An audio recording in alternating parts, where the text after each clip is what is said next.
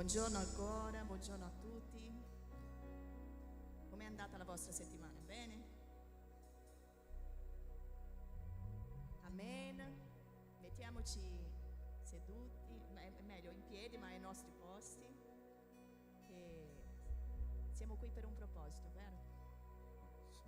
Sì, dobbiamo salutare i nostri fratelli, dobbiamo confraternizzare, ma la ragione per la quale noi siamo qui è tutta un'altra. È adorare il nostro Dio, è trovarlo, è ricevere da Lui quello che abbiamo bisogno per la nostra settimana. Amen. Quindi preghiamo, prima leggiamo insieme. Se volete aprire la vostra Bibbia nel Salmo 148.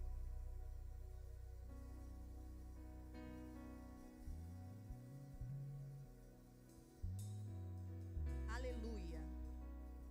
Lodate l'Eterno dai cieli, lodatelo nei luoghi altissimi, lodatelo voi tutti gli angeli suoi, lodatelo voi tutti i suoi eserciti, lodatelo sole e luna, lodatelo voi tutte stelle lucenti, lodatelo cieli dei cieli e voi acque al di sopra dei cieli. Tutte queste cose lodino il nome dell'Eterno, perché Egli comandò e furono create, ed Egli le ha stabilite in eterno. Ha dato loro una legge che non passerà. Lodate l'Eterno dalla terra, voi mostri marini e abissi tutti, fuoco e grandine, neve e vapori, vento impetuoso che esegue la sua parola, monti, colli tutti, alberi fruttiferi, cedri tutti, fieri e tutti i bestiame, rettili, uccelli alati, re della terra, i popoli tutti, principi, tutti i giudici della terra, giovani, anche fanciulle, vecchi, bambini, lodino il nome dell'Eterno, perché solo il nome suo è esaltato. La sua maestà è al di sopra della terra e del cielo. Egli ha ridato forza al suo popolo, motivo di lode per tutti i suoi fedeli, ai figli di Israele, al popolo che gli sta vicino. Alleluia. Leggiamo 156. Ogni cosa che respira lodi l'Eterno. Signore, è per questo che siamo qua, Padre. Noi vogliamo lodare il tuo nome, perché tu sei degno, tu sei santo, tu sei meraviglioso. Tu ci hai portato qui, ci hai dato un altro giorno, Signore, un giorno di vita per adorare il tuo nome, per vivere, per avere i tuoi propositi compiuti nella nostra vita, Signore. E noi siamo qui per ringraziarti, per dirti che noi ti amiamo, ti adoriamo, che noi vogliamo ricevere, Signore, ricevere il tuo amore, ricevere il tuo Santo Spirito e dare a te tutta la lode, tutta la gloria, perché solo tu sei degno, solo tu sei santo, il tuo popolo, la tua Chiesa è qui, Signore, per te, per adorarti nel nome santo di Gesù, Signore. Alleluia.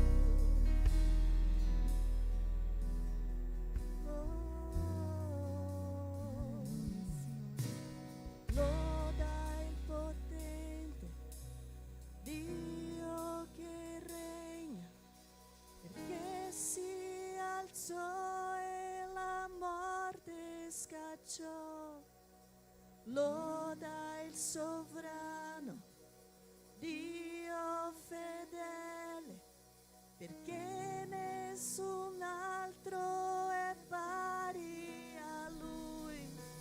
Loda il potente, Dio che regna, perché si alzò e la morte scacciò.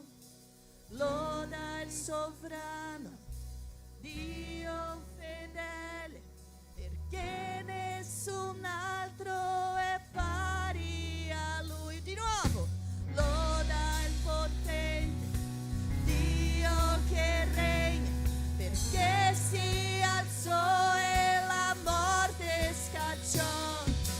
Loda il sovrano, Dio fedele, perché nessun altro è pari a Lui. Ancora, loda il potente, Dio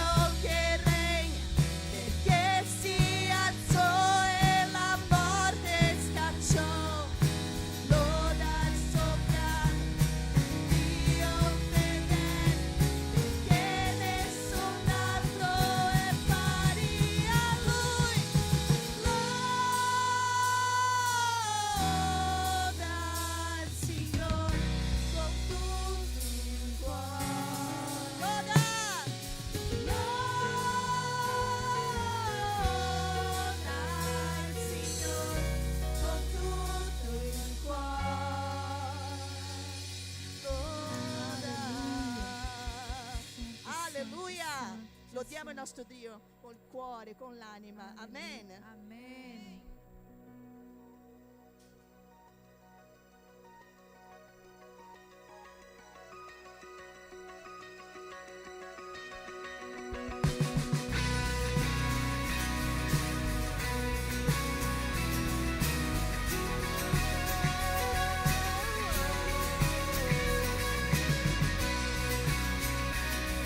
Presto tornerà.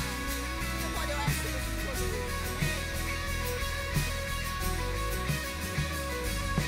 Presto tornerà e ogni re si prosterà. Catene spezzerà ed ogni cuore adorerà. Fermerà l'Onnipotente. Mio Dio è leone, leone di Giuda, ruggisce con forza, è un Dio di vittoria, tutti si inginocchieranno. Mio Dio è l'agnello, l'agnello immolato, per il nostro peccato, Lui ci ha liberato. Tutti si inginocchieranno qui davanti a Lui, il leone e l'agnello.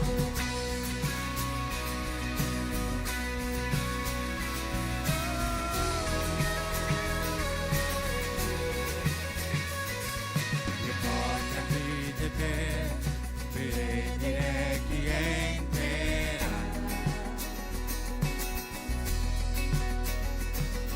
Il Dio che salva è qui per donare libertà. Chi fermerà? Fermerà l'Onnipotente. Mio Dio è leone, leone di Giuda, ruggisce con forza, è un Dio di vittoria, tutti si inginocchieranno.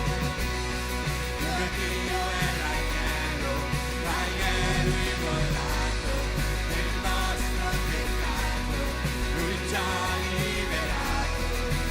Tutti si inginocchieranno qui davanti a Lui, il leone e l'agnello. Nessuno fermerà l'Onnipotente. Fermerà l'Onnipotente. Fermerà l'Onnipotente. Fermerà l'Onnipotente. Fermerà l'Onnipotente. Fermerà l'Onnipotente. Fermerà l'Onnipotente. Fermerà l'Onnipotente. Chi lo fermerà?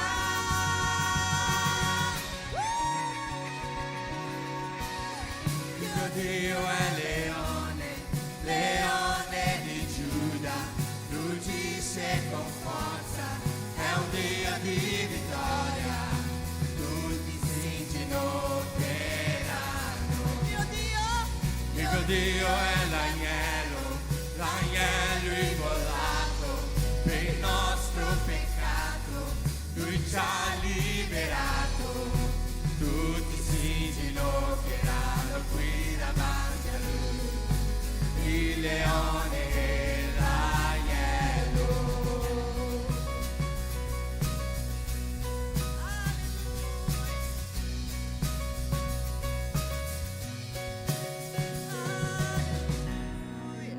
Alleluia! Nessuno può fermare il nostro Dio. Alleluia. In Lui possiamo ogni cosa, Lui può ogni cosa. Amen. Quindi gridiamo a Lui che Lui è santo, che Lui è glorioso e meraviglioso. Amen.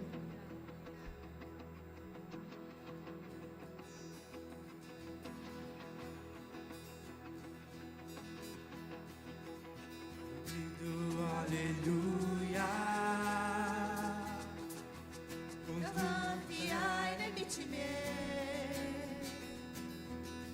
io grido alleluia, oltre l'incredulità, io grido alleluia, la mia forza è la lode, io grido alleluia, se i cieli lottano per me, io canterò in mezzo alla tempesta, sempre più alto la mia lode salirà, su dalle ceneri la speranza sorgerà, la morte sconfitta, vive vivo sta.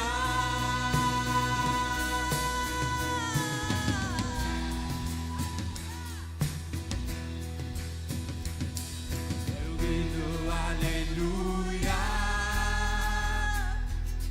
con tutto ciò che ho in me, io grido alleluia, sei luce nell'oscurità, io grido alleluia, anche se certezze non ne ho, io grido alleluia, la paura non dominerà,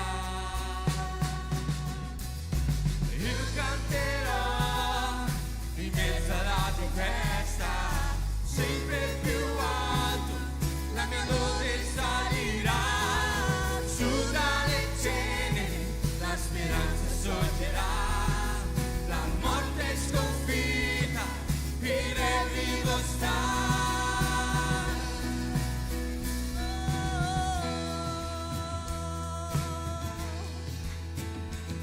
Le mani, facciamo uomini, donne, Grida un po' più alto, le donne, grida un po' più alto, grida un po' più alto, grida un po' più alto, grida un po' più alto, grida un po' più alto, grida un po' più alto, grida un po' più alto, grida un po' più alto, davanti ai nemici miei, grida un po' più alto, oltre l'incredulità, grida un po' più alto, la mia forza è la lode, grida un po' più alto, e i cieli lottano per me, grida un po' più alto, davanti ai nemici miei, grida un po' più alto, oltre l'incredulità, grida un po' più alto, la mia forza è la lode, grida un po' più alto, e i cieli lottano per me, grida un po' più alto, io canterò alleluia, in mezzo alla tempesta, sempre più alto la mia lode salirà, su dalle ceneri la speranza sorgerà, la morte è sconfitta, vive vivo sta, io canterò in mezzo alla tempesta, sempre più alto la mia lode salirà, su dalle ceneri la speranza sorgerà, la morte è sconfitta, vive vivo sta.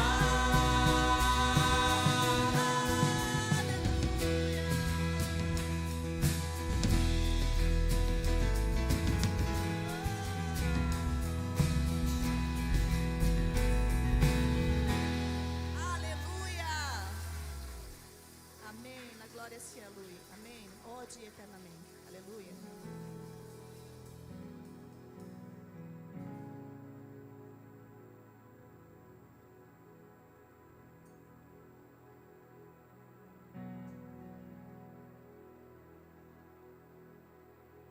Santo, santo, santo. Noi ti innalziamo, Signore. Noi ti innalziamo, Signore. Aleluia, Jesus.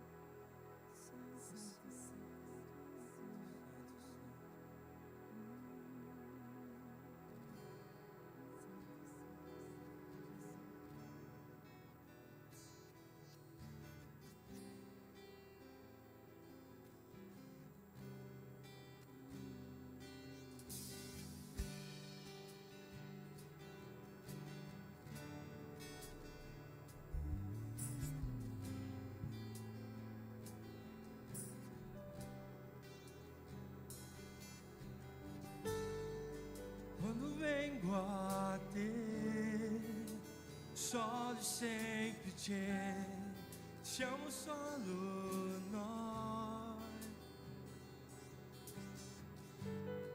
Spero proprio che ciò che ho per te ti raggiunga il cuore. Il canto che ho fra te dice tutto di me, spero che lo amerai.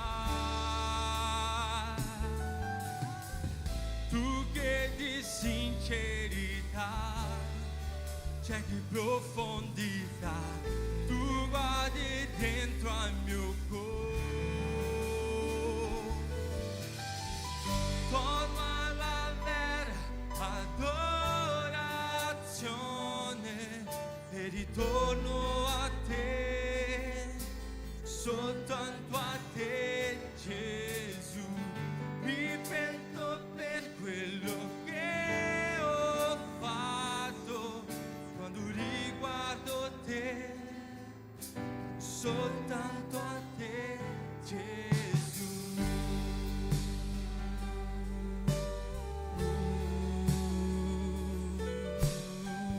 Noi torniamo ad adorare te.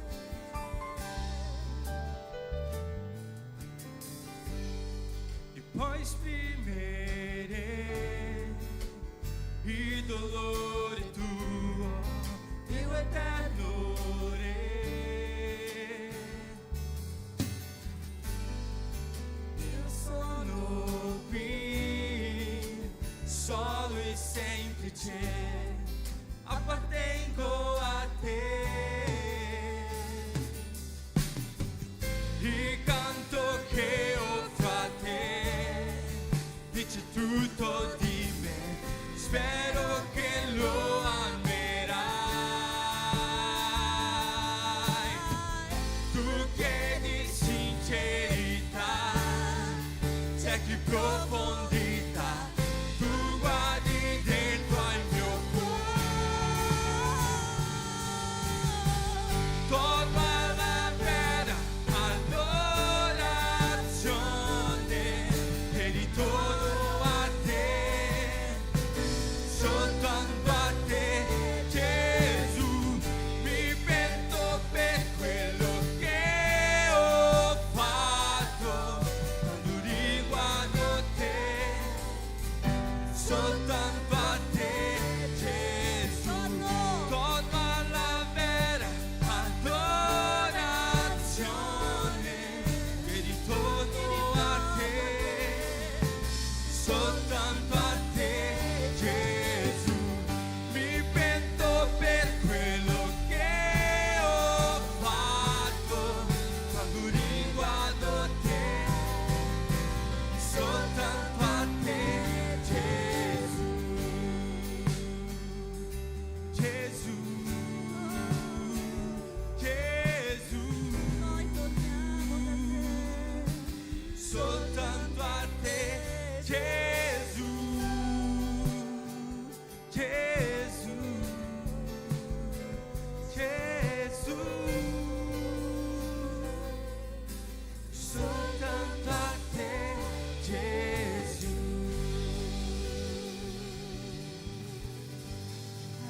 Noi torniamo ad adorare te. Ancora in reverenza, in adorazione, chiamo Pastora Mariana per pregare, Pastore Daniel, scusa, per pregare per le offerte. Amen. Amen. Possiamo accendere le luci un attimo, per favore? Accomodatevi un attimo. Amen. Buongiorno a tutti. Buongiorno a tutti. Chi è felice stamattina? Alza la mano. Gloria a Dio. Alleluia. Noi siamo felicissimi, no? Siamo davvero felici. Questa è una realtà nella nostra vita. Possiamo testimoniare di questo. Perché noi siamo felici? Non lo so, perché rido sempre. Perché sono un ottimista.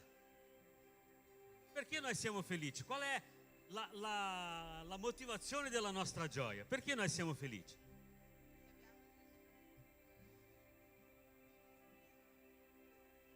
Siamo salvi in Cristo Gesù. Amen.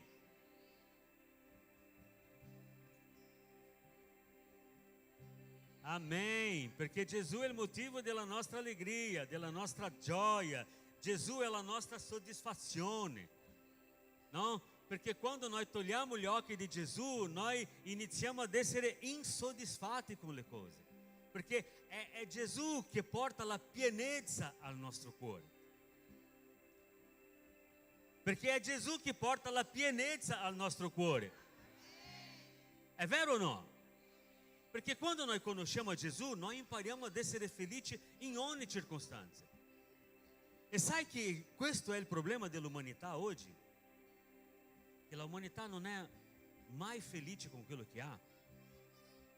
Noi stiamo diventando dei consumisti che noi lavoriamo soltanto per avere e avere e avere e avere e avere e avere di nuovo e avere ancora e avere ancora, e la nostra vita diventa una lotta per avere qualcosa. E noi finiamo per dimenticare quello che ci dà ogni cosa. Noi togliamo l'attenzione di quello che è la nostra vera gioia, che è la nostra salvezza, no? Perché, fratelli, questo tutto qua un giorno finirà. Noi abbiamo una bellissima chiesa, ma questo qua non servirà proprio a nulla fra un po'. La nostra macchina nuova non servirà a nulla. Resterà per quelli che rimarranno qui.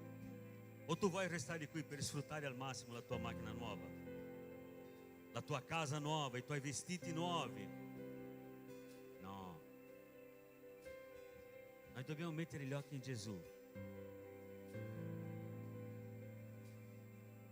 Se le vostre aspettative in Gesù sono soltanto per le cose di questa vita, di questo mondo, di questa realtà, voi siete i più miserabili degli uomini. Magari stiamo un po' invertendo le cose. Stiamo guardando più le cose che il Signore ci dà che a Lui che ci dà. Stiamo dando più attenzione alle cose che noi sogniamo che a Lui che realizza i nostri sogni. Noi vogliamo più la benedizione che quello che benedisce. Perché a volte sottometterci a quello che ci benedisce costa. Rinuncia. E a volte noi non siamo disposti a rinunciare a quello che è dentro del nostro cuore. Qual è la motivazione della tua gioia? Fai questa domanda a te. Ci viene in automatico, no? Gesù! Gesù ci viene in automatico. Gesù è la motivazione. Perché? Perché questo è in Brasile noi chiamiamo di crentes, no? È il linguaggio del credente, no? È il linguaggio religioso. Noi abbiamo imparato questo linguaggio, no? E, no, questo andrà bene nel nome di Gesù. Noi a volte non sappiamo neanche cosa noi stiamo dicendo, perché questo nel nome di Gesù è diventato una parolina magica che quando noi parliamo le cose succedono. Come se fosse una lampada che noi strofiniamo la lampada e esce un genio e noi facciamo una richiesta e quello si avvera nella nostra vita. E non è così. E non è così.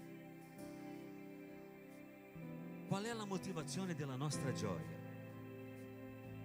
Dov'è veramente il nostro cuore? Dov'è veramente il nostro cuore? Domanda a te stesso. Chiudi i tuoi occhi, metti la mano sul cuore e fai questa domanda a te stesso. Signore, dov'è il mio cuore?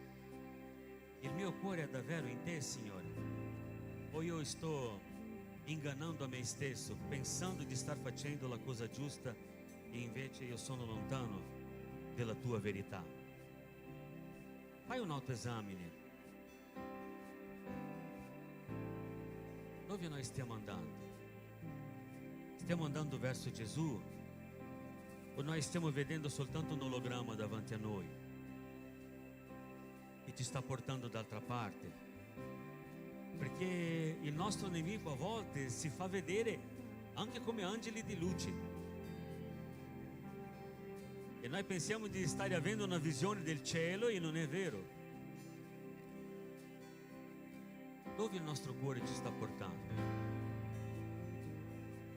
Domanda a te stesso, dove il mio cuore mi sta portando?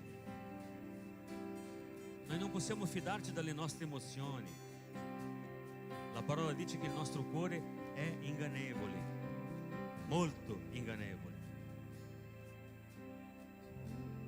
Ma noi dobbiamo fare un autoesame della nostra vita e vedere verso cosa noi stiamo camminando. È verso Gesù, siamo nella via stretta. Dobbiamo rinunciare delle cose ogni giorno nella nostra vita per gradire il Signore. Allora noi siamo nella via giusta. Stiamo facendo tutto quello che vogliamo, le cose vanno fin troppo bene. Allora dobbiamo stare attenti.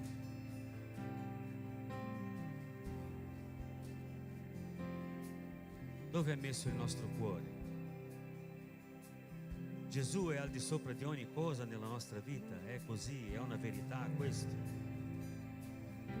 Deve essere così. Se non è così, non raggiungeremo quello che il Signore ha preparato per noi. Vero? Prendi nella tua mano la tua decima e la tua offerta e noi pregheremo adesso consacrando il Signore. Quello che tu hai portato di migliore. Perché noi non siamo attaccati ai nostri soldi. Amen.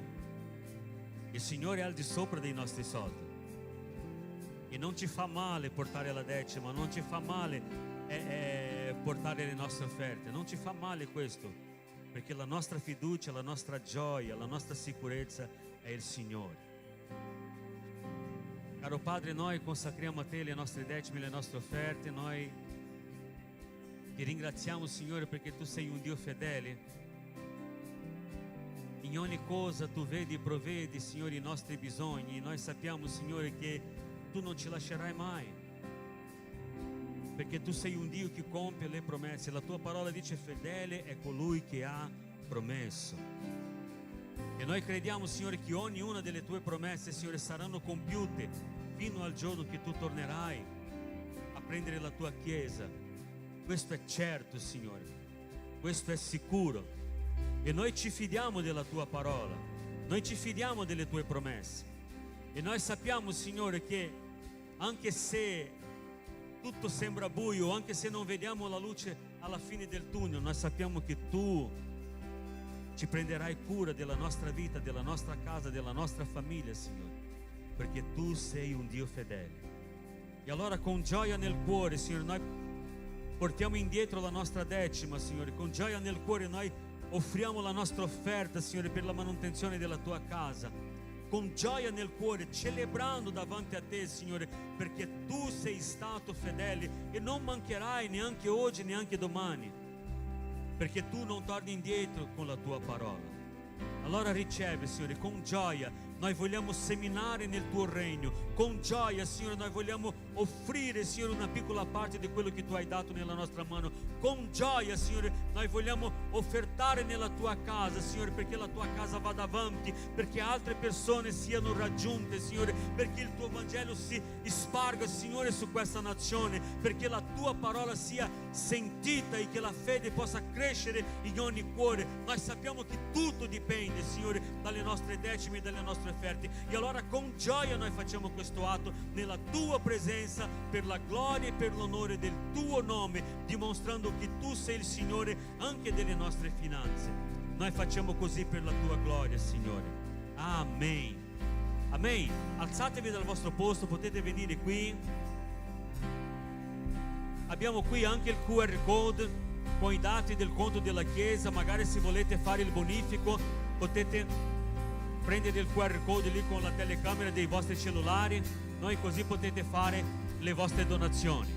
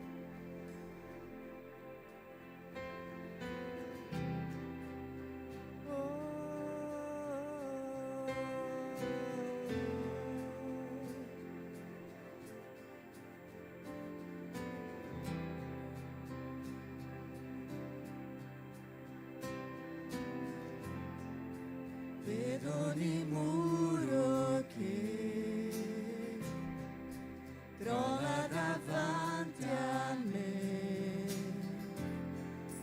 Tu non mi hai deluso mai.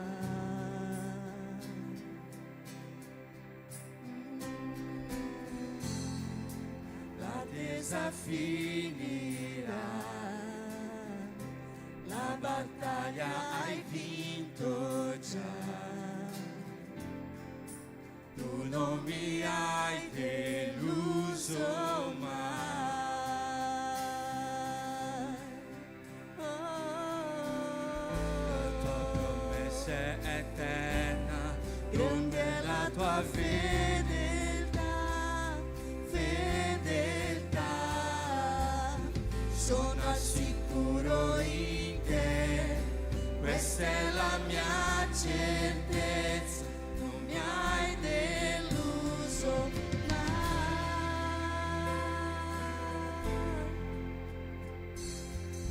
Lui non ci delude mai. Oh, la notte passerà, tutto si compierà ed il mio cuore ti loderà. Sufficiente sei, Gesù, sufficiente sei nel tuo amore, vivi nel tuo amore ed il mio cuore ti loderà.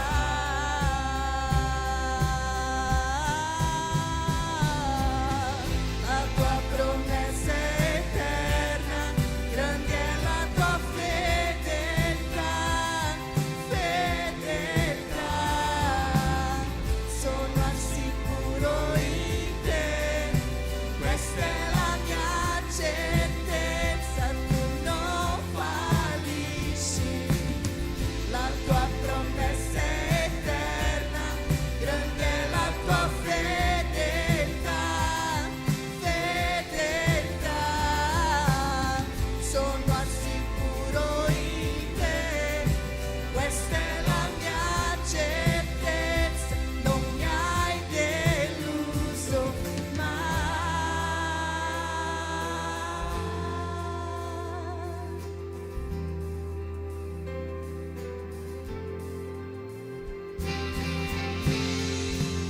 Non ci delude mai. Sei un Dio fedele, un Dio di promesse. Ti ho visto muovere le montagne, lo farai ancora.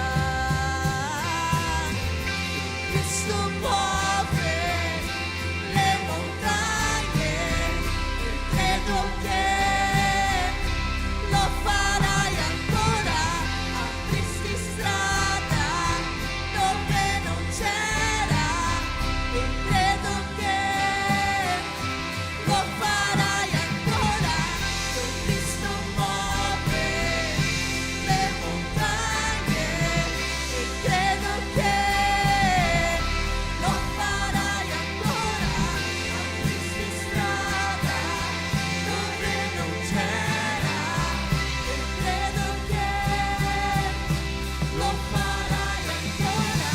Ti ho visto muovere le montagne e credo che lo farai ancora. Apristi strada dove non c'era e credo che lo farai ancora. Lo farai ancora, lo farai ancora.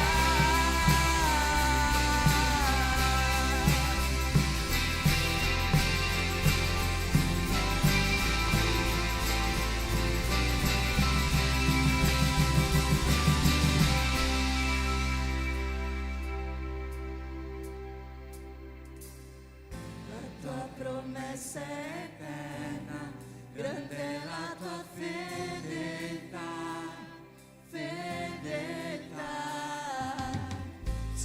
sicuro in te, questa è la mia certezza, tu non fallisci, la tua promessa è eterna, grande la tua fedeltà,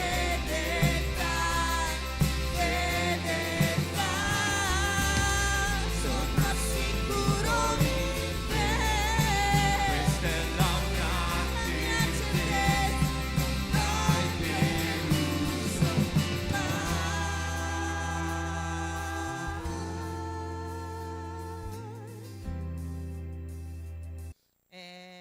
Esodo tutto, dopo di questo viene Giosuè, dopo Giudici, dopo Ruth se non mi sbaglio, e dopo inizia Cronache.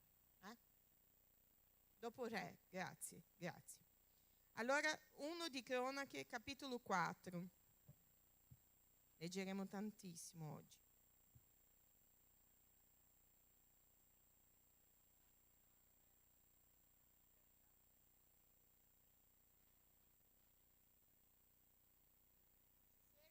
Sì? 1 di Cronache 4, noi inizieremo dal versetto 9 e state attenti per non perdervi perché leggeremo fino al 10. Iabes fu più onorato dei suoi fratelli. Sua madre lo aveva chiamato Iabes perché diceva: l'ho partorito con dolore. Iabes invocò il Dio di Israele dicendo: benedicimi, ti prego, allarga i miei confini, sia la tua mano con me e preservami dal male, in modo che io non debba soffrire. E Dio gli concesse quanto aveva chiesto. Chiudi i tuoi occhi, Signore, questa è la tua parola. Noi ti ringraziamo, Signore, perché sappiamo, Signore, che essa, Signore, è una lampada per i nostri piedi, una luce sul nostro sentiero, Signore. E noi ti chiediamo, Signore, nel nome di Gesù, che il tuo Spirito parli, Signore, attraverso la tua parola stamattina, Signore. Io ti chiedo nel nome di Gesù, allontana da me ogni opinione, Signore, ogni opinione personale, Signore, che venga, Signore, a confrontare ciò che tu hai da dire, Signore, a me e alla tua Chiesa stamattina. Nel nome di Gesù. Amen. Amen. Oggi noi stiamo vivendo in un mondo, Pastore Daniel parlava un po' del consumismo, ed è vero, noi viviamo in un mondo dove noi vogliamo, abbiamo bisogno. In verità io penso che noi abbiamo stiamo vivendo un momento di due estremi. Non so se mi spiego, tipo di mancanza di equilibrio. O noi vogliamo troppo e siamo troppo, o noi ci rivestiamo di una falsa umiltà. Dico questo, ma non per chiamarci di falsi, ok? È una falsa in modo di umiltà ingannosa, ok? Non che noi siamo falsi, ma di un'umiltà ingannosa dove noi diciamo: no, io non voglio nulla. No, io non voglio nulla. No, io non voglio nulla. Ci sono tante persone che sono così. No, quello che ho basta, quello che conosco dal Signore basta, quello che Lui mi ha dato basta. E questo, fratelli, è ingannoso, perché tante volte noi lo troviamo come umiltà, ma in verità è una mancanza di interessi per i propositi che Dio ha per la nostra vita. Perché un Dio grande ha dei grandi propositi, anche se il grande nella nostra misura non vuol dire il grande di Dio. Io mi ricordo una volta che ho parlato con una persona tanti anni fa e lei mi disse, io penso che lei si ricorderà quando io dirò questo adesso, lei mi disse: no, ma guarda che quando io sono venuta in Italia, Dio mi ha detto che Lui mi avrebbe resa grande, il mio ministero sarebbe grande. Io mi ricordo che io ho detto a lei: ma guarda, a questa persona, che magari il grande di Dio non è il tuo grande, perché la misura di Dio è diversa dalla nostra misura, ma noi comunque dobbiamo cercare e ricercare il grande, la grandezza di Dio. Perché? Perché sennò noi ci mettiamo comodi. È vero o non è vero? Noi ci mettiamo comodi e noi iniziamo ad essere lì confortevoli nella nostra zona di conforto. Ah no, guarda che, no, qua io sto bene, no, se io... Sai, fratelli, che io vi confesso, a volte noi non vogliamo neanche affrontare l'inferno, perché diciamo così, ah no, stiamo così bene, se poi iniziamo una campagna di digiuno e preghiera, si alza l'inferno di nuovo, perché noi ci accomodiamo, noi siamo umani. Se voi non avete mai vissuto una cosa del genere, guarda, complimenti, siete già, vi mancano solo le ali, siete già angeli, no? Perché noi umani a volte ci sentiamo confortevoli, diciamo wow, ma è uno sconforto, forse non dovrò cercare, e questo è un inganno. È un inganno. Il pastore Jean-Claude ha parlato per 2 domeniche con noi sulla fine dei tempi, no? Sui tempi della fine, sull'urgenza che c'è di capire questo in modo da posizionarci. Tante volte noi non ci posizioniamo perché diciamo quello che ho mi basta. Amen? Ci siamo fino a qui? Fino a qui? Ma questa storia di Jabes ci insegna che noi ancora possiamo desiderare cose grandi in Dio. Amen? Basta che in noi ci sia l'equilibrio. Chi è l'equilibrio? Ma chi è? Quale persona è? Gesù è l'equilibrio, no? La Bibbia dice che tutte le cose sussistono in Lui. Sussistere anche vuol dire, se voi studiate a fondo, che Lui mantiene l'equilibrio dell'universo nelle sue mani. È molto forte questo. Allora il nostro cuore, noi possiamo desiderare sì cose grandi in Dio, noi dobbiamo desiderare ricordandoci di comunque avere il nostro cuore in Gesù. Amen? L'equilibrio, basta che il nostro cuore sia in Lui, no? Perché? Perché noi dobbiamo capire l'equilibrio di essere grati per quello che abbiamo, ma di desiderare ancora di più. Io non tolgo mai lo sguardo da Lui, no? In modo che non sia un'ingrata. Devo avere sempre lo sguardo verso di Lui. Ma se io ho il mio sguardo verso di Lui, io so che c'è ancora molto di più che io non conosco, che io non ho avuto accesso, che io non ho ancora toccato, che io non ho ancora sperimentato. Allora l'equilibrio che Gesù ci porta è questo. Sì, io sono grata fino a qui, ma io voglio desiderare di più. Amen. Quando noi parliamo del libro di cronache, è molto interessante. Chi ha mai letto il libro di cronache? Cioè i libri di cronache, no? È molto bello, mi ricordo, no? C'era un film che hanno fatto tanti anni fa che si chiamava Una notte con il re, che era la storia di Esther. Io non so se voi avete guardato, io ho già cercato dappertutto questo film perché era bellissimo, anche la grafica del film era molto bella, e io mi ricordo che il re Assuero, no, a un certo punto lui era inquieto e che camminava e diceva leggimi cronache. Sono sempre rimasta a quell'impresso, no? Allora il libro di cronache inizia con delle genealogie ed è una cosa molto stancante se a te non piace leggere le genealogie, perché questo era figlio di quello, che era figlio di quell'altro, che era figlio di questo, che ha fatto questo, chi è questo. E allora il libro di cronache cita più o meno 500 genealogie, no? E qua noi eravamo a parlare della tribù di Giuda, no? Nel capitolo 4. Se voi leggete un po' prima, si può mettere dall'1, per piacere, solo per farvi capire. Sì, guarda, i figli di Giuda, no? Perez, Ezron, Carmi, Ur, Shobal. Reaia, figliolo di Shobal, generò Jahat. Jahat generò Umai, Laad. Queste sono le famiglie delle Zoratei. Poi questi furono i discendenti del padre di Etan, Israel, Ishma, Ishbash, e allora così via, no? Quindi si parlava solo di nomi, figli di Giuda, e questo, e quelli, quell'altro, a un certo punto, no? la lista si interrompe e si parla di Jabes, no? E il figlio, e Jabes fu più onorato dei suoi fratelli.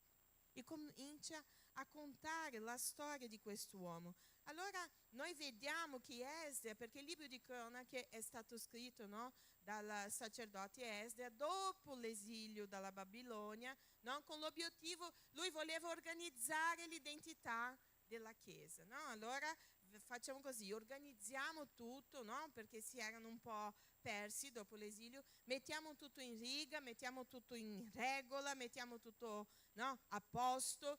Chi è contabile, chi fa questo tipo di cose sa cosa vuol dire l'avere il desiderio di essere tutto bene, di avere lo scadenzario, di avere questo, di avere quello, perché sai di essere in regola. Lui ha fatto una specie di lista, no? Guarda, questa è la tribù di questo, questa è la tribù di Giuda, questa è la tribù. E allora lui stava mettendo in ordine, ma c'è qualcosa che ha attirato l'attenzione di Esdra, che lui ha voluto scrivere sulla storia di quest'uomo. E lui è stato più onorato dei suoi fratelli. Allora cosa rendeva questo Jabes così speciale? Qualcuno qui ha già sentito parlare di quest'uomo? Alza la mano chi ha già sentito. Wow, gloria a Dio, siamo in pochi, quindi gloria a Dio, il Signore ci vuole insegnare stamattina. Amen? Amen? Amen. Allora, in quell'epoca ogni nome, anche oggi sta iniziando a diventare comune questa cosa, un po' di anni fa no? Perché in quell'epoca ogni nome aveva un significato, no? Aveva un perché. Non è che uno diceva mi piace questo e allora io lo metto, no? Oggi, come dico oggi, si vede già di più, no? Si vede già che le persone iniziano, voglio questo nome perché vuol dire questo. Però un po' di anni fa non era così, uno guardava e diceva mi piace Sebastiano, allora mettiamo Sebastiano e fine, no? Un altro diceva mi piace Lorenzo, allora mettiamo Lorenzo, ma non è che uno cercava il significato. Invece in quell'epoca era così, tante volte erano le madri a dare i nomi ai figli, no? Allora il suo nome significava dolore, sofferenza. Noi abbiamo visto questo nel versetto che abbiamo letto, no? In mezzo al popolo lì era comune che le madri raccontassero la storia, no? Del figlio, la storia di quello che era o quello che stava succedendo attraverso i nomi dei figli, anche i padri, non solo le madri, no? Allora vi do un esempio, se noi andiamo nella Genesi, Eva ha dato il nome a Caino, no? E Caino, lei dichiarò, lui si chiamerà Caino perché l'ho avuto con l'aiuto del Signore. Rachele invece ha dato il nome a Giuseppe nel desiderio che Dio desse a lei un altro figlio, e Dio ha dato, come si chiamava il suo figlio?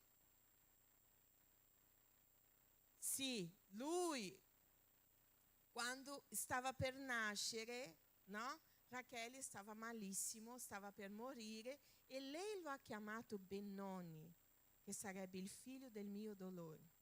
Ma suo papà è venuto, e lei ha aspirato, ma suo papà è venuto e ha cambiato il suo nome come Beniamino, il figlio della mia forza, il figlio della mia forza, del mio braccio destro, no? Allora ci sono delle situazioni dove le madri davano il nome, no, ai figli della storia, ma Jabes non ha avuto qualcuno che ha detto così, no, guarda, questo nome che ti ha dato tua mamma è molto forte, è meglio che lo cambiamo, no?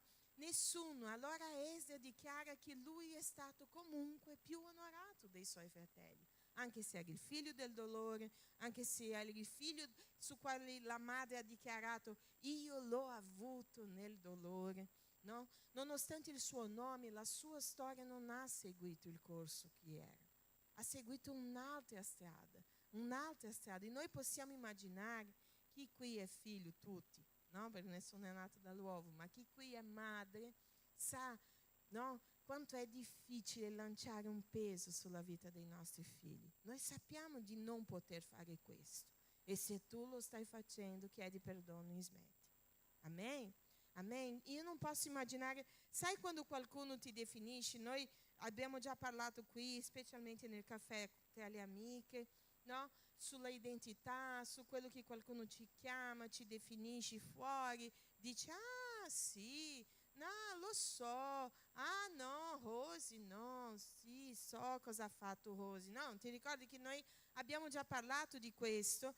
Ed è pesante quando tu senti parlare. Questa settimana io stavo parlando con una persona, no? E lei mi stava dicendo, chiedendo alcuni consigli su come avere a che fare con delle persone che a volte ci fanno male. Non fanno, ho detto, guarda che ci faranno sempre del male. Guarda che parleranno sempre di noi. La Bibbia dice che beato è quello che quando mentendo parlino male di lui a causa del mio nome. Amen? Noi dobbiamo preoccuparci, fratelli, io ho imparato questo prestissimo. Noi dobbiamo preoccuparci che sia bugia.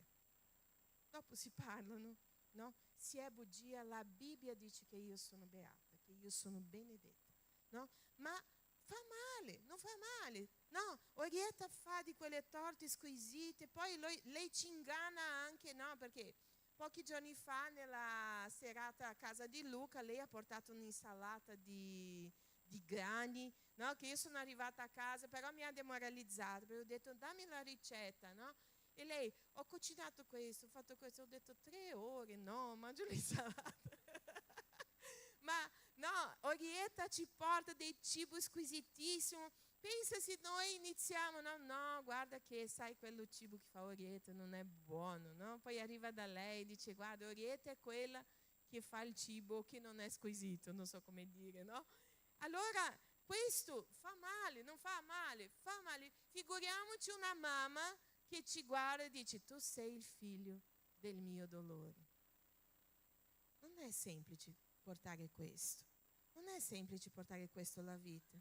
Ma anche qui, vittime di turno.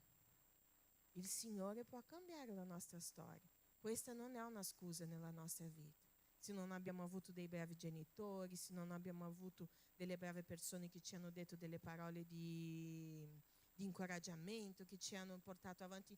Noi abbiamo un Dio che ci ama, che si fida di noi, che vuole riscrivere la nostra storia e noi non possiamo nasconderci nelle nostre ferite, nelle mancanze del passato. Amen? E questo è successo a Jabes. Lui ha seguito il suo corso perché se noi ci posizioniamo le cose cambiano nella nostra vita. Amen? Amen? Guarda il tuo vicino e dici posizionati.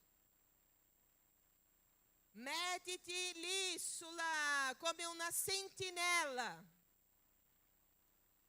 Le cose cambiano nella nostra vita. Amen? Esiste una citazione molto interessante che dice che la differenza tra le persone può anche sembrare piccola, ma è esattamente questa piccola differenza che fa la differenza. Amen? La differenza può essere anche piccola, ma fa la differenza. Noi dobbiamo fare la differenza. Noi dobbiamo essere persone altruiste, noi dobbiamo essere persone che hanno grandi aspettative nel Signore, noi dobbiamo essere persone che sono persone di fede, no?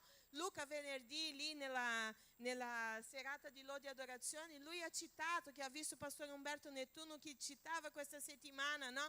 Agisci con fede, cammina con fede, parla con fede, ossia tutto quello che fai con fede. E noi dobbiamo fare questo nella nostra vita. Questa è una piccola differenza che è una grande differenza che cambia la nostra vita, che cambia la nostra storia. Amen? E allora io volevo adesso parlare dettagliatamente della preghiera di Jabes insieme a te. La prima cosa, se tu scrivi appunti, scrivi già, prima cosa, no? Lui ha desiderato la benedizione di Dio.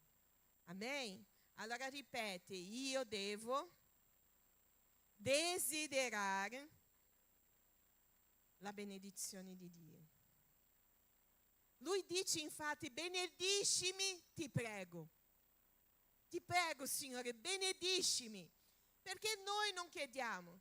Perché tante volte ci è difficile desiderare la benedizione di Dio. Ah, pastore, ma sei matta, io desidero. ma quanto le tue attitudini, le mie attitudini dimostrano questo desiderio.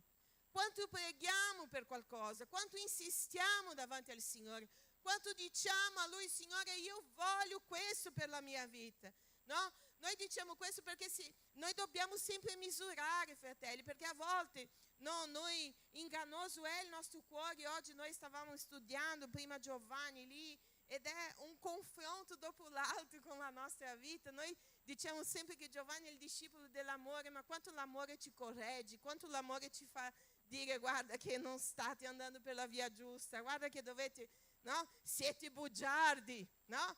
Bugiardi, se voi dite di amare Dio e non amate il vostro fratello, siete bugiardi. Questa è la parola di amore di Giovanni per noi, no? Allora noi dobbiamo essere sinceri con noi stessi, perché io posso anche dire: ah no, io desidero, ma quanto le mie attitudini dicono che io desidero. La storia di Esaù e Giacobbe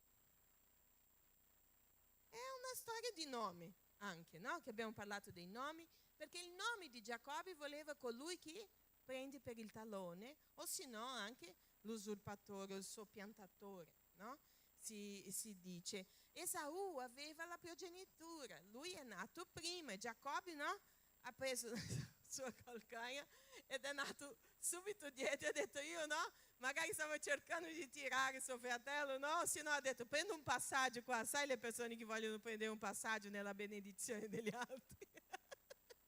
Sai, ci sono quelli che vogliono l'Uber della benedizione, no? Oh, calma, attento qua, no? Che Roseli è benedetta, aspetta che mi prendo, no? E vado insieme, prendo nelle sue calcagna. E Giacobbe ha fatto questo, no? Ed è stato appunto chiamato per questo. Ma c'è un problema in questo, che tante volte noi parliamo di Giacobbe, ma non parliamo su quanto Esaù non voleva la benedizione di Dio.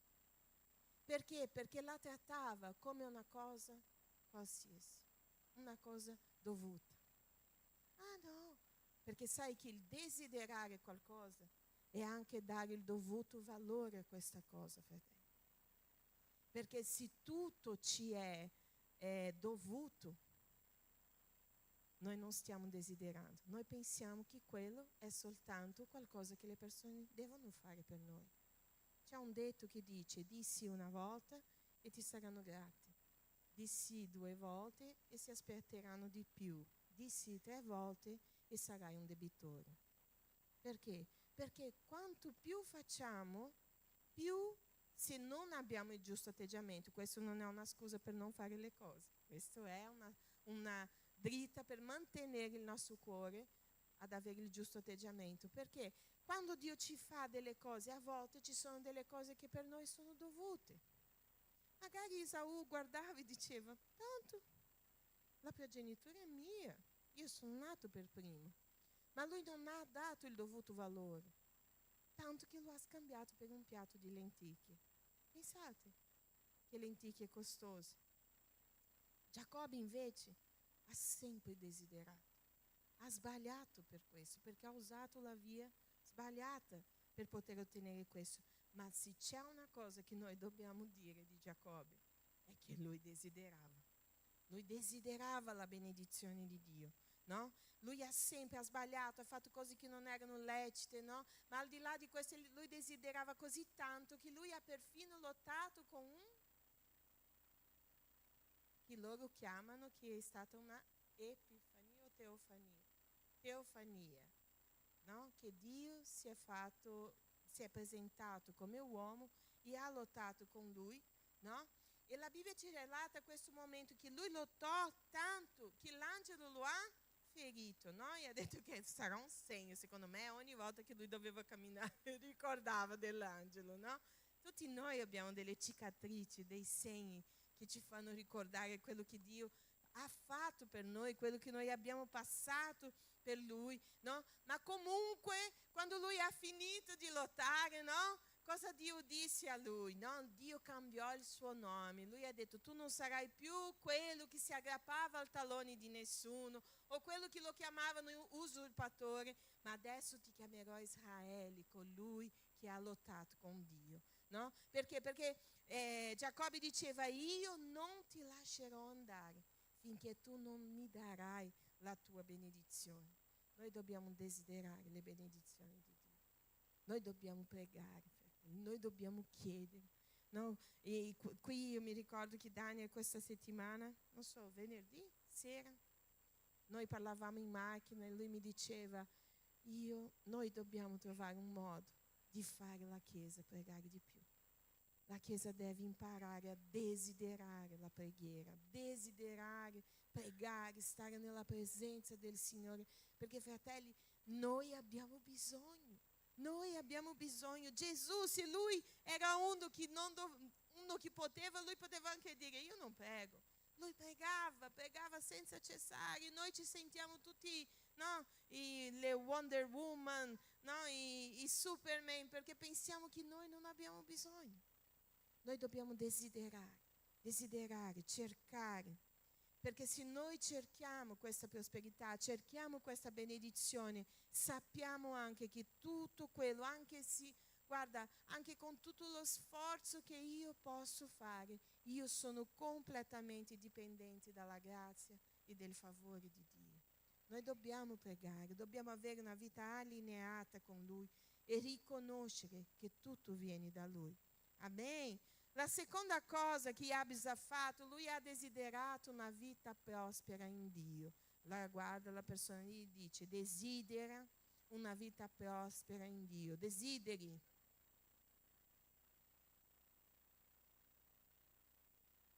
Lui ha chiesto: allarga i miei confini. Quando Jabes ha vissuto in quell'epoca, il possedere terra era più grande simbolo di benedizione per una famiglia, no? Una famiglia che era senza terra rischiava di essere condannata per tutta la vita alla povertà e anche ad essere dimenticata. Sai, non c'era più, no? Moriva il padre e tutto, la famiglia finiva. Perché? Perché non c'era una storia, non avevano terre, non avevano la benedizione, perché la terra voleva dire anche benedizioni di Dio su di loro. I territori ancora in quella epoca erano in guerra, no? C'era l'invasione dei filistei, dei cananei che stavano cercando. Quindi potete immaginare, noi a volte pensiamo: ma per loro potevano chiedere, era più semplice. Guarda, per noi stiamo vivendo in un mondo. Poco tempo fa una persona ha detto: no, io non posso parlare di Gesù nel mio lavoro perché c'è una legge che dice questo e quello. Io non mi ricordo, perché non so il nome, c'è un termine che si usa qua in Italia per questo, ma io non... tipo che tu non puoi parlare di Dio alle persone. Proselitismo. Bravo. Proselitismo. No, non si può parlare di Gesù. Quell'uomo in mezzo alla guerra chiedeva: Signore, dammi, allarga i miei confini, fammi andare dove io non posso arrivare. Noi dobbiamo sapere, noi dobbiamo essere audaci in quello che chiediamo. Allarga, Signore, i miei confini, no? La sua non era soltanto una richiesta di terra fisica, ma lui stava chiedendo influenza, stava chiedendo responsabilità nuove, stava chiedendo anche nuove opportunità di fare il bene. Cos'è fare il bene? Portare salvezza. Noi dobbiamo chiedere queste opportunità. L'opportunità di fare del bene alle persone. Dobbiamo avere audacia, dobbiamo dire: Signore, allarga i miei confini, portami nei luoghi dove io non sono ancora arrivata, Signore, dammi audacia che quando arriverò lì io potrò parlare. Pochi giorni fa Rosy chiedeva, no, preghiera per una persona del suo lavoro. Pochi giorni fa Andrea è venuto e ha detto: guarda, stiamo pregando per questa ragazza. Ho detto a sua nonna che noi pregheremo perché ha cercato di togliersi la vita, purtroppo quella malattia, cioè, emozionale, che ha iniziato a tagliarsi, no? E Andrea ha detto: no, guarda che noi pregheremo per lei, la chiesa è in preghiera per lei. E Rosy ha detto a questa ragazza: no, guarda che noi saremo in preghiera per te. Fratelli, ma quale proselitismo? Le persone stanno soffrendo, le persone hanno bisogno di sentire quello che io e te abbiamo. Noi dobbiamo essere audaci, noi dobbiamo chiedere: Signore, allarga i miei confini, allarga la mia visione, allarga, Signore, fammi vedere quello che sta succedendo, dammi, Signore, influenza, fratelli. Ma noi siamo, adesso chiedo perdono agli italiani nati in Italia, ma no, ma noi siamo stranieri. Siamo stranieri, saremo sempre gli stranieri, è vero, saremo sempre gli stranieri. Ma noi siamo tutti stranieri in questa terra. Amen, perché noi siamo cittadini del cielo. Questo non può fermarci. Ma Dio sta mettendo qualcosa nel mio cuore. Fai la tua parte, fai la tua parte. Qual è la tua parte? Io non parlo bene italiano, inizia a studiare italiano. Ma io sono timida, inizia a lavorare questo, predica a casa tua, parla con i tuoi. Magari non è che Dio ti sta chiamando a parlare a tutti, ma tu devi capire quali sono i confini che Lui vuole allargare nella tua vita. Noi dobbiamo chiedere cose grandi, noi dobbiamo sognare in grandi. Fratelli, io non sto parlando di una grande chiesa, io non sto parlando di una grande casa, io sto parlando di una grande vita, che quando io morirò, che quando tu morirai, qualcuno dirà: è stata una grande donna di Dio, è stato un grande uomo di Dio, e tutti diranno: vogliamo seguire quello che loro hanno fatto. E quando noi entreremo nella presenza del Signore, Lui dirà: entra, servo fedele, entra nella gioia del tuo Signore. Questo è grande. Noi dobbiamo sognare queste cose. Noi non possiamo sempre nasconderci. Ma c'è guerra, ci sono i rumori di guerra, c'è la pandemia, c'è tutto. E come il pastore Jean-Claude disse settimana scorsa, peggiorerà. Perché la parola di Dio dice che è necessario che queste cose avvengano. Ma la parola di Dio anche nel Vangelo di Marco, capitolo 13, che tanti lo chiamano Apocalisse di Marco, dice così: Gesù dice: pregate, donne incinte, pregate che non sia d'inverno. Allora questo cosa vuol dire? Che noi possiamo pregare e le cose, anche se devono succedere, possono essere amenizzate, possono essere un po' più leggere per noi. Attraverso la nostra preghiera arriva la sua liberazione. Noi possiamo essere audaci nel chiedere, ma noi dobbiamo capire che ci deve essere un proposito in tutto quello che noi chiediamo, in tutto quello che noi facciamo. Più abbondanti noi siamo, più noi possiamo benedire le persone. E oggi Marco, no, leggeva lì in Prima Giovanni, vero? Abbiamo letto, no, che se noi abbiamo dei beni, vediamo il nostro fratello che perisce, che senso ha? E a volte noi guardiamo questo nell'ambito materiale. Io penso che sia un brano molto buono, Vittoria, per mettere anche con tutto l'aiuto del DME che si sta muovendo. No, perché fratelli, se voi avete del cibo a casa e non aiutate quelli che non hanno, siete bugiardi, perché non amate i vostri fratelli. E se noi abbiamo salvezza e non aiutiamo quelli che hanno fame, noi abbiamo il pane della vita e non aiutiamo quelli che hanno fame, siamo bugiardi,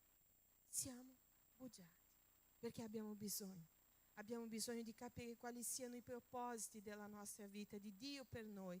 Più abbondanti siamo, più influenti siamo, noi possiamo benedire le persone. Amen, amen. Noi dobbiamo ricordare anche che in mezzo a tutta questa ricerca ci sono i mezzi. Sai, ma non è i mezzi di strumenti, il mezzo di una cosa, perché la cosa ha un inizio con una fine che tu vuoi raggiungere, giusto? Tu inizi da qui, io voglio andare su questa tastiera. Quella è la mia fine, è il mio obiettivo, è il mio traguardo, no? È la vetta che io voglio raggiungere. Però in mezzo alla strada ci sono delle cose che non sono negoziabili, che noi dobbiamo vivere. Noi dobbiamo sapere, la prima cosa, amare e rispettare le persone. Guarda la persona che è lì e digli: ama, rispetta le persone. Fratelli, amore è un conto, rispetto. È impossibile amare senza rispettare le persone. E tante volte noi non rispettiamo.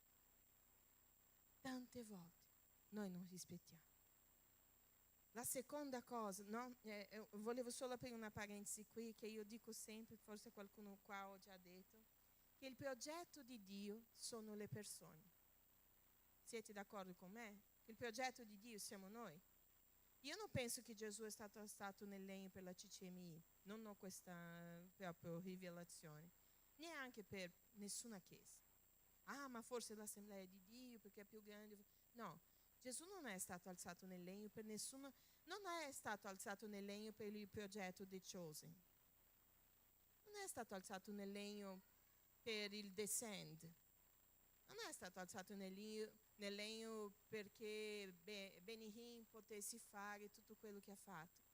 Il progetto di Dio sono le persone. Gesù è morto per me, per te e per tutti quelli che non sanno ancora, ma si accetteranno, saranno raggiunti da questi. Allora Lui non ti chiederà mai di usarsi delle persone per compiere il suo progetto. Lui non ti chiederà mai di ferire le persone, di usare le persone con cattive intenzioni, di magari disprezzare, si può dire, no? Disprezzare, di magari fare delle cose, offendere, ferire. Non ti chiederà mai di fare questo a causa del suo nome. Noi difendiamo la idea della Bibbia, noi difendiamo la Chiesa, noi difendiamo il nome di Gesù e noi difendiamo i suoi figli. Ma noi non attacchiamo le persone, noi non attacchiamo nessuno. Ah no, guarda, è necessario che io adesso faccia questo, anche se lei, guarda, sarà distrutta, la sua casa sarà distrutta, ma è per un bene più grande. No, state attenti, stiamo attenti. Questo fa tutta la differenza nel cammino che noi stiamo facendo, percorrendo verso il nostro traguardo. La seconda cosa dentro questa camminata verso il nostro traguardo è sii onesto. Guarda la persona lì e dico, sii onesto. Noi dobbiamo essere onesti, fratelli. Non maleducati, non impiccioni, che noi vogliamo dare la nostra opinione dove non siamo stati chiamati. No, questo no. Ma onesti, sì. Onesti, veritieri. Dalla nostra bocca esce verità. Se ci chiedono l'opinione, io dico sempre, guarda, tu non mi avevi chiesto, adesso che hai chiesto, io dico, no? Allora sta a te chiedere o no, no? Perché se uno chiede si presuppone che è pronto ad ascoltare, no? Ma noi dobbiamo essere onesti. La terza cosa, abbi cura del tuo carattere. Parla alla persona, abbi cura del tuo carattere.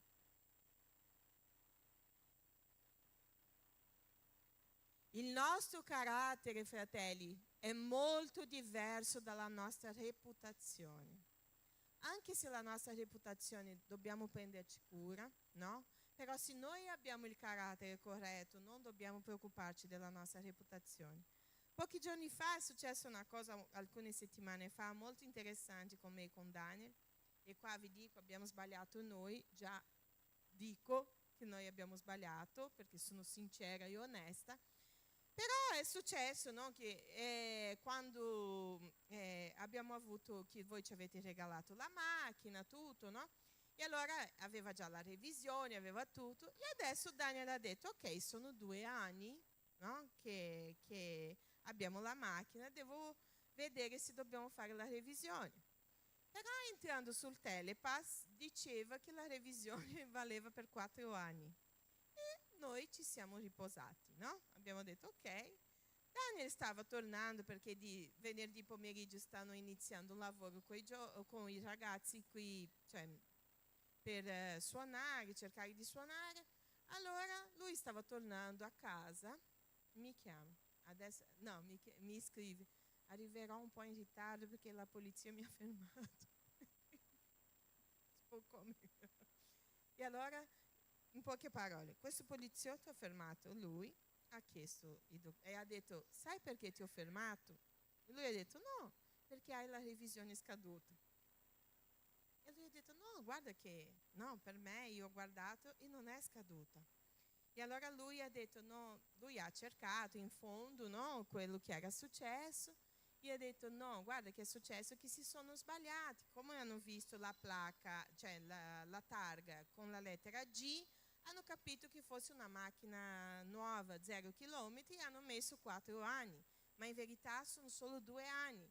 E allora tu adesso devi andare a casa, paghi la multa, vai a casa e non puoi usare la macchina per tutto il weekend, no? E allora lui ha detto: ok, adesso dobbiamo capire come andare a Vicenza, no? Se andiamo, abbiamo detto sì, c'è sempre Santunari, Sant'Andrea che ci aiutano con la macchina, no? Ho detto: guarda, non è un problema, no? Dopo ci arrangiamo. Poi siamo riusciti a sistemare, però quando è successo questo io parlavo con lui: tu vedi che cosa pericolosa? Perché anche se altri pensavano che noi eravamo giusti, noi eravamo sbagliati. E io ho detto a lui: se arriviamo davanti al Signore e la nostra reputazione è tutti guardano noi e dicono: ah, sei una donna di Dio, sei un uomo di Dio, ma come sono le cose tra noi e il Signore? Noi dobbiamo cercare in profondità. Allora tu devi preoccuparti del tuo carattere. In quanto tu cammini, in quanto tu stai facendo, fratelli, stai cercando il successo, non c'è nessun sbaglio in questo, stai cercando le cose, non c'è nessun sbaglio in questo, ma prendi cura del tuo carattere. Ogni tanto, sai come noi passiamo quando camminiamo nell'autostrada, no? E noi ci fermiamo sull'autogrill. Fermati nell'autogrill dello Spirito Santo e chiedi come il salmista: Signore, investiga il mio cuore, c'è qualcosa che non va, perché io non voglio perdere il mio cuore.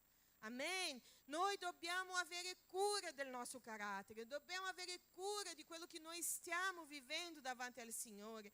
E la quarta cosa in questo cammino è sii integro, sii intero, sii veritiero, no? Integrale, no? Vuol dire intero, no? Qua in Italia è molto bello. Quando io sono arrivata qui, che ho visto il latte, in Brasile il latte si chiama latte integrale, no? Perché e qua è latte intero. E io dicevo: ma non sarà un latte a metà? Quindi che cosa, no? Dopo, ovviamente, studiando, capendo la parola intero, ma allora integro è intero. Noi dobbiamo metterci integralmente, metterci per intero in quello che Dio sta proponendo per la nostra vita, e questo farà differenza nella fine che noi vogliamo raggiungere. Amen? Amen. Adesso stiamo andando verso il terzo. Lui ha cercato saggezza. Guarda la persona lì e digli: cerca saggezza.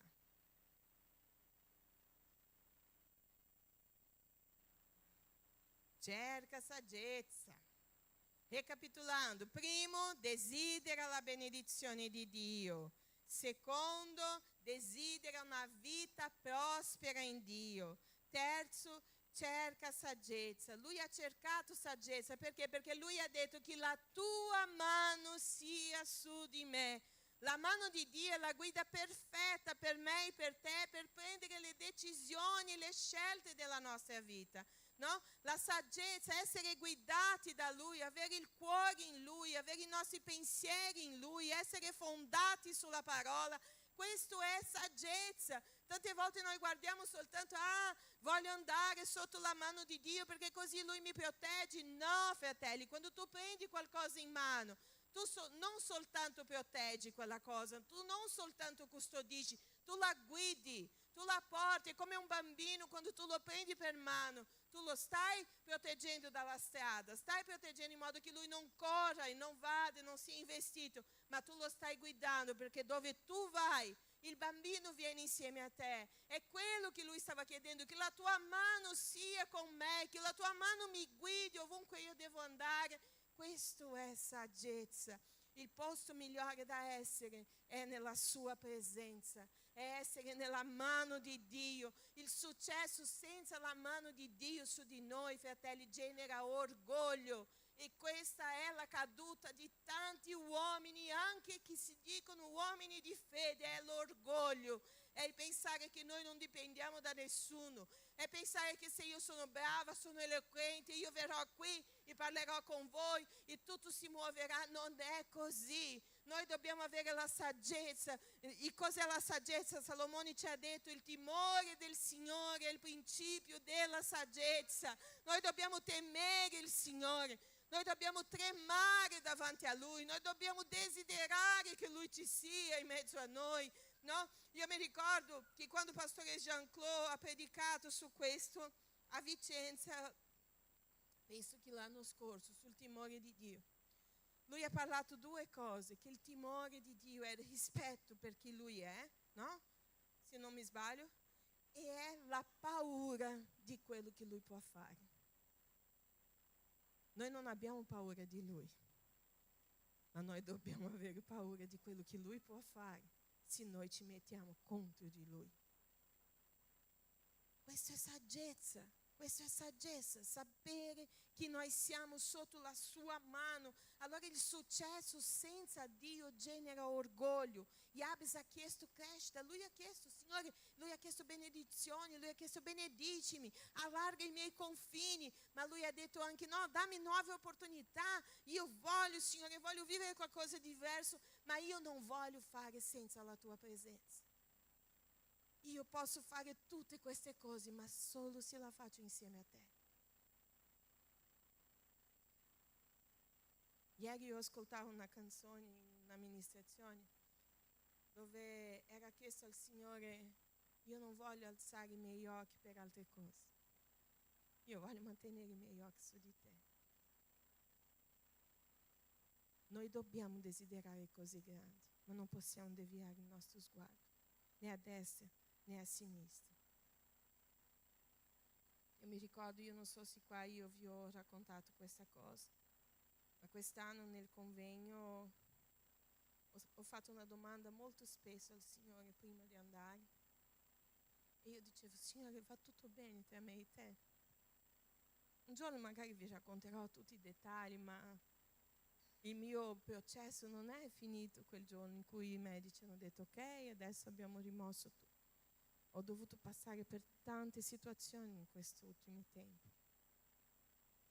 E lì nel convegno io lodo Dio per la vita di mio marito, della mia casa, miei figli, mia mamma, mia sorella, i miei nipoti, per la vita di pastore Jean-Claude, che è sempre lì vicino a me. Leggi tutti i miei referti ogni volta. sempre. E io mi ricordo che io avevo chiesto al Signore: Signore, va tutto bene tra me e te? Perché io ancora non vedo molto bene quello che sta succedendo. Ma io non voglio andare lì in Toscana con tutte queste donne se la tua presenza non sarà lì. E fratelli, io posso anche organizzare, avere l'aiuto delle persone, posso trovare un bel albergo, posso comprare dei pensierini, posso preparare una parola, posso portare delle brave predicatrici, io posso fare tutte queste cose, perché noi siamo umani e possiamo lavorare, possiamo sviluppare i nostri doni, possiamo fare, ma io non posso trasformare la vita di nessuno, io non posso guarire nessuno. Il successo senza Dio provoca orgoglio e noi non possiamo essere orgogliosi. Perché Gesù disse: imparate da me che sono mansueto. Perché Gesù ci ricorda: senza di me voi non potete fare nulla. Vuol dire che veramente non possiamo fare nulla. Possiamo fare tante cose, ma nulla che abbia veramente un significato davanti al cielo.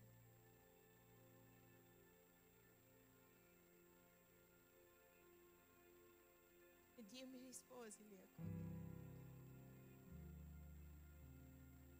Nel pomeriggio noi eravamo lì sabato e io stavo aspettando il referto di un esame. Fratelli, avevo tutte le parole per poter condividere la mia testimonianza lì nella conferenza aperta. Ed è arrivato l'esame e le cose non erano andate come io speravo. E io ho pianto tanto. mi ricordo che mi sono alzata, ho asciugato le lacrime, mi sono fatta una doccia, Andrea mi ha accompagnata e ha detto andiamo perché tu devi ministrare alle pastori adesso. E io sono andata e per la gloria del Signore sono riuscita a ministrare. E in quella sera io non ho detto a nessuno, lo sapeva il pastore Jean-Claude, e poi nella domenica ho detto a Risma. E in quella sera il Signore ha usato la pastora Moana e ha detto: questo tempo è finito. Sì, il cielo ha detto: hai visto mia figlia Satana? Puoi toccare, ma tu non toglierai la sua vita. E lei ha detto per me che c'era un segno. Io non sto dicendo questo per la mia gloria, io sto raccontando quello che è successo lì per farvi vedere la mia testimonianza soltanto. E lei ha visto su di me un selo di approvazione. Ha detto: io vedo su di te un selo di approvazione. E lì io ho capito che il Signore stava rispondendo alla mia domanda. Perché io chiedevo a Lui: a me importa solo che vada tutto bene tra me e te, perché poi alla fine tutto questo svanisce e io voglio essere nella tua presenza. È quello che importa. Io non so cosa tu stai desiderando e tu puoi desiderare, ma tu devi mantenere il tuo cuore saldo e capire che quello che veramente importa, come Paolo dichiarò, e adesso parafraserò quello che Paolo disse, no? Ma vedete questa chiesa? Io sono veramente onorata, fratelli, di essere pastore in questa chiesa. Pochi giorni fa parlavamo con una cugina nostra che è pastore in Brasile. No, e lei diceva: no Dani, io guarda, sono così felice perché tu mi hai dato accesso a un pastore, no? Perché io ho detto a lui: tu ti rendi conto che noi eravamo quelli nessuno? E siamo ancora nessuno, ma che adesso riusciamo ad aiutare la tua cugina. Ho detto: che onore essere un pastore, no? Di una chiesa, di poter aiutare gli altri. Che onore avere dei pastori che si preoccupano di noi. Quindi per me è un onore, non prendete come sbagliato quello che io vi dirò. Per me è meraviglioso quello convegno, quando io arrivo lì vedo tutte quelle donne essendo trasformate, no? Per me è un onore vedere che loro hanno preso aereo, questo, quello, sono venuti da tutte le parti per venire a sentire quello che Dio sta facendo, no? È un onore. Ma io devo arrivare al punto, e anche tu, di guardare queste cose e dire: tutto questo io considero spazzatura davanti alla gloria di conoscere Gesù. Perché raggiungere le cose grandi c'è questa necessità che il nostro cuore sia protetto, sia custodito in Lui.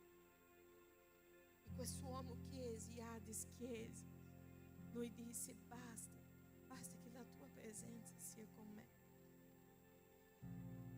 Poi per ultima cosa lui ha chiesto protezione spirituale. Guarda la persona lì e dice: tu hai bisogno di protezione spirituale. Noi dobbiamo avere protezione spirituale, fratelli. C'è un mondo sopra la nostra testa dove in questo momento sta guerreando per la nostra vita. Sono in battaglia per noi. Sono in battaglia in modo che noi non siamo colpiti. No? La Bibbia in Salmo 91:11 dice: poiché Egli darà ordine ai Suoi angeli di proteggervi in tutte le vie. Loro sono lì accampati intorno a noi con le spade sguainate. Noi abbiamo bisogno di questo. Questa settimana parlavamo con una coppia e parlavamo di questo, sulla necessità, la necessità che abbiamo di capire che abbiamo bisogno di protezione. Amen. Noi non possiamo andare a piedi nudi. I nostri figli hanno bisogno di protezione spirituale. Noi dobbiamo pregare, fratelli, noi dobbiamo pregare, noi dobbiamo combattere, noi dobbiamo chiedere al Signore. no? E dobbiamo credere, no? Io parlavo anche di questo, che anche quando noi non abbiamo forze, l'amore di Dio è così grande che alza un altro per combattere per noi, per pregare per noi, per combatterci in battaglia. Noi eravamo qui un giorno con 2 pastori che sono venuti, abbiamo già parlato di loro per voi, ma uno ha guardato me e ha detto: pastora, tu di cosa hai bisogno? Perché sai che io so che tu sei stata malata.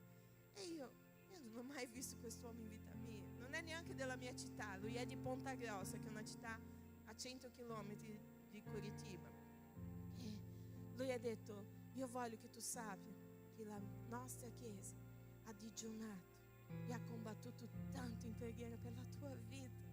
E io ho guardato e ho detto: Signore, che amore è questo?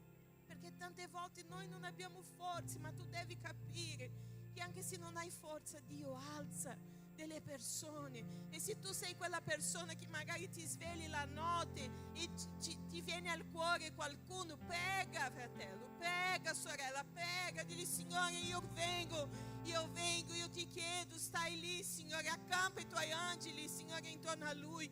Noi dobbiamo chiedere protezione nella nostra casa, protezioni contro le malattie, ma anche nel momento delle malattie. Noi dobbiamo chiedere. Io parlavo con una persona questa settimana e lei mi ha detto: io sto prendendo questa medicina che mi fa male qui là, ma io ho iniziato a pregare ogni giorno. Io prego: Signore, liberami, Signore, alleggerisci quello che io devo passare, alleggerisci gli effetti collaterali. Noi dobbiamo pregare, noi dobbiamo chiedere, dobbiamo chiedere protezioni contro gli incidenti, noi dobbiamo pregare per i nostri figli.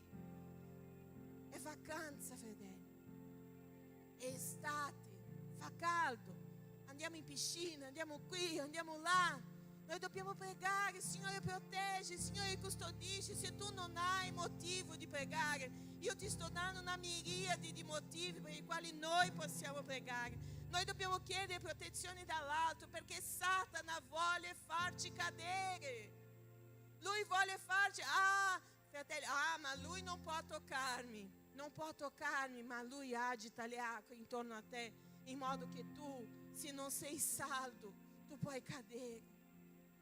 Tu cadi, ti fai male. Lui non ti tocca, ma l'acqua ti tocca, ma la circostanza ti tocca, ma le cose ti toccano. Lui non ti tocca, ma la malattia ti tocca. Lui non ti tocca, ma il divorzio ti tocca. Lui non ti tocca, ma i figli deviati ti toccano. Lui non ti tocca, ma ci sono tante situazioni che ci toccano. E noi dobbiamo chiedere: Signore, proteggimi. Noi non facciamo più questo, fratelli. Io sto versando il mio cuore nella vostra presenza. Noi non facciamo più questo. Noi non siamo più audaci nel chiedere. Noi non siamo più audaci nel fare. Noi non stiamo più chiedendo: Signore, dammi la tua direzione, Signore, dammi la tua protezione. Mosè ha detto: Signore, io senza di te non mi muovo. Se voi andate in Esodo 3, c'è scritto così. Quando Dio ha detto a Mosè cosa lui doveva fare, lui ha detto: ma nel nome di chi io dirò che sto andando? Sai, quando noi conosciamo una persona qua in chiesa la prima volta: ciao, ma come ti chiami? No? Verità. Come ti chiami? No, oggi Marco voleva chiedere a te, no? Perché abbiamo parlato di Aletea, no? Che è la verità, no? E lui ha detto: dopo diciamo ad Aletea, no? Sì, è vero che è verità. Come ti chiami? Mi chiamo Filippi. Ok, io non so, Mosè non conosceva, io non conosco. Adesso so che è Filippi, ma non so la sua vita, non so niente. Ma dopo in Esodo 33, Mosè disse così: Signore, se tu non vieni con me, io non mi muovo. Perché se noi conosciamo veramente il Signore, noi non vogliamo muoverci senza di Lui. E io voglio porre questa domanda, che tu possa porre questa domanda al tuo cuore: Signore, quanto io ti conosco? Quanto io mi sto muovendo solo se mi muovo con te? Protezione dall'ambiente in cui noi ci troviamo. Ragazzi, università, scuola di pensiero. Io lo so che è difficile. Voi voi dovete chiedere la protezione di Dio. Signore, metti un filtro sul mio orecchio, che il tuo spirito faccia scendere soltanto quello che tu vuoi per il mio cuore, perché voi siete lì tartassati di informazioni. Dobbiamo chiedere protezione del Signore.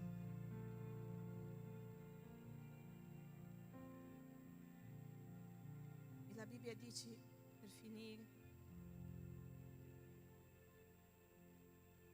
Esdra dice, e Dio gli concesse tutto quello che lui aveva chiesto.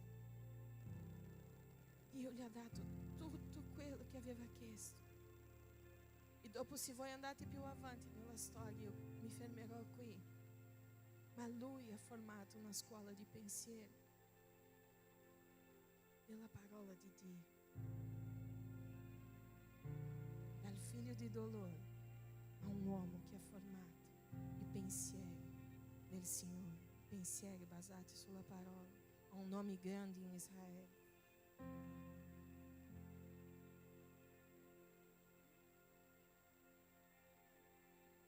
Noi dobbiamo desiderare delle cose grandi in Dio.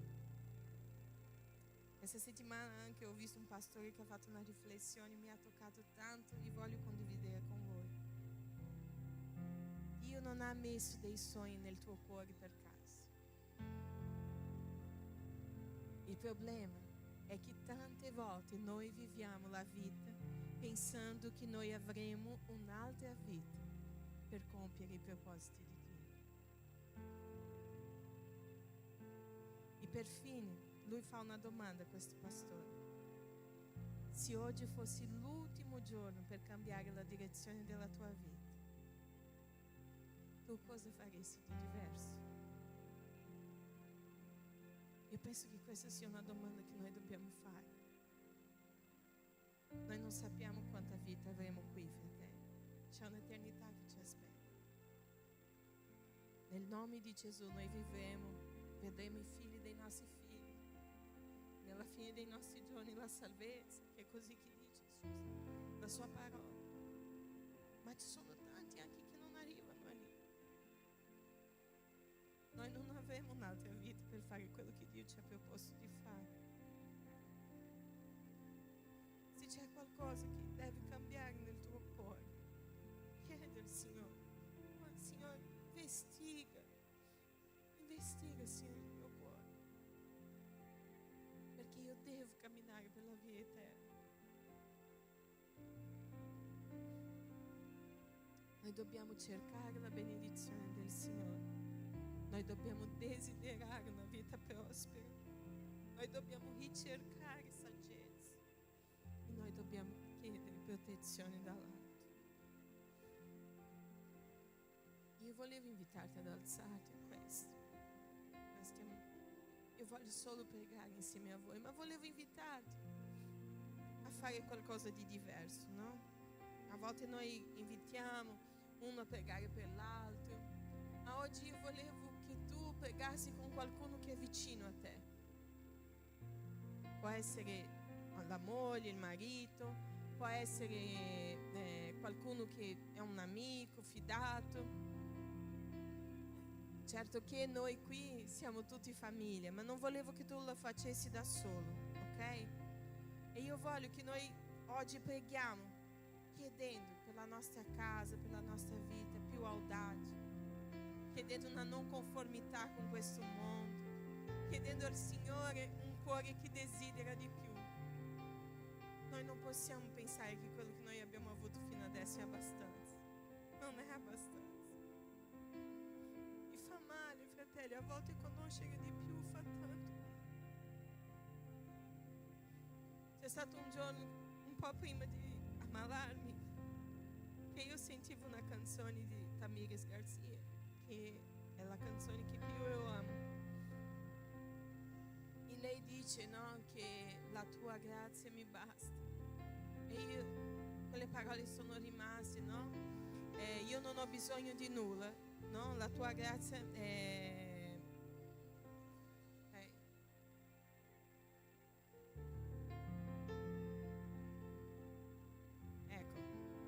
serve più nulla per rimanere fedele fino alla fine. La tua grazia mi basta e tu ancora sei sufficiente per me. E dentro il mio cuore è venuto un sconforto. E io ho chiesto al Signore, tu sei sufficiente per me. Io vivo in modo che la tua grazia mi basti.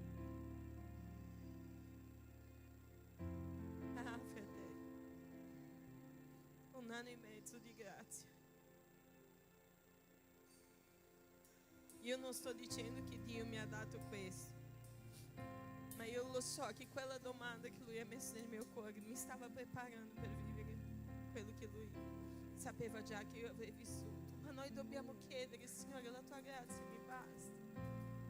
Noi abbiamo cantato oggi, la tua presenza invade il mio cuore.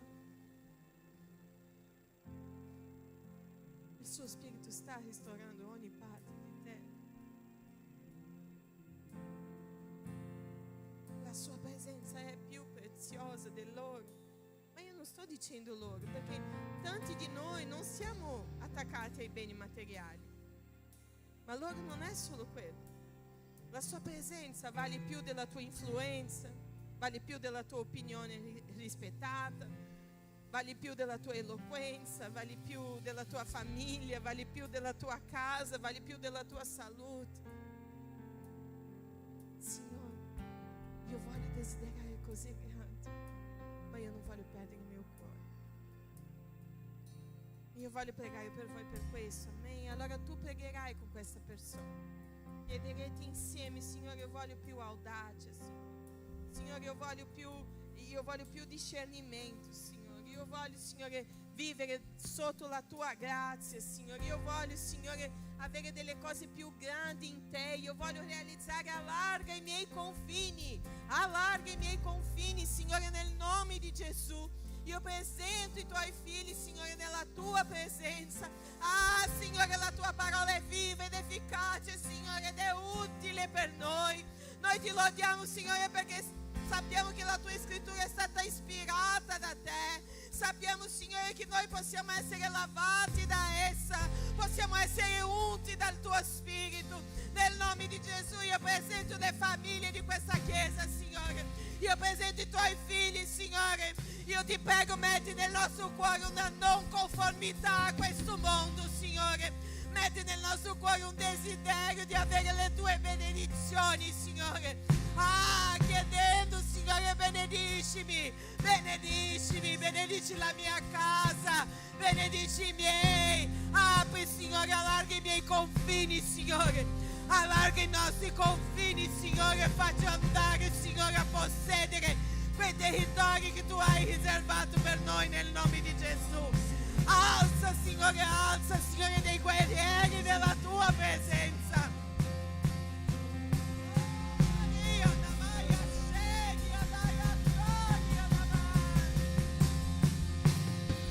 Noi non vogliamo andare, Signore, senza la tua presenza. Noi non vogliamo andare senza la tua presenza, Signore, ma vogliamo camminare. Noi vogliamo camminare.